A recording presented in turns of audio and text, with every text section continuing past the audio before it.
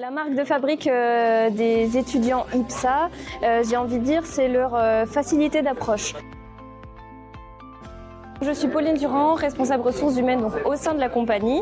La compagnie, c'est une compagnie aérienne full business class, donc ça veut dire que notre cabine est 100% business class, donc un service de haut de gamme, que ce soit sur les sièges ou encore la restauration à bord. On va à New York depuis Orly, Milan et en été depuis Nice.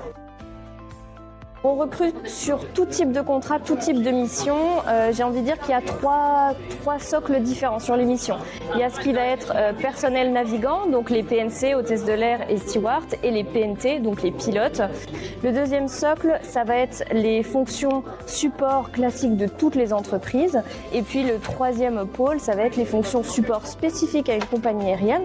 Donc ça peut être la maintenance, ça peut être les opérations aériennes avec le bureau d'études, ça peut être les opérations au sol avec le catering, les escales, la planification ou encore eh bien, le volet sécurité, sûreté et conformité.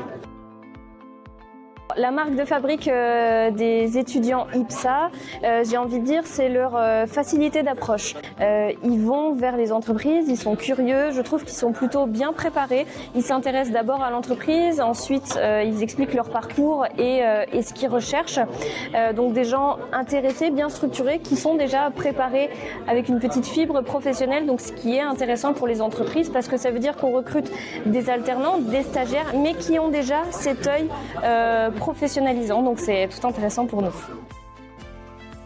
Pour le recrutement, j'ai envie de dire, il faut toujours venir préparer, avoir bien en tête la fiche de poste, s'être bien renseigné sur l'entreprise parce que rien n'est pire que le recruteur qui demande pourquoi vous voulez venir chez nous. Et là, blanc.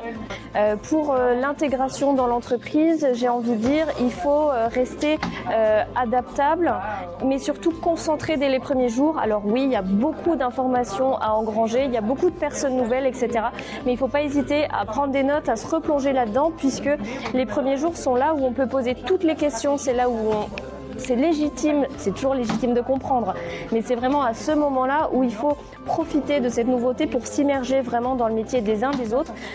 Également aussi dans les métiers périphériques. Oui, on a notre département, mais chercher à découvrir ce que font les autres gens qui gravitent à côté ou pas du tout à côté de notre département, parce que quand ça fait 6 mois, 1 an qu'on est là et qu'on se pose encore la question tiens, qu'est-ce que tu fais? C'est dommage, il faut profiter de ces premières semaines d'intégration pour vraiment bien comprendre là où on est arrivé.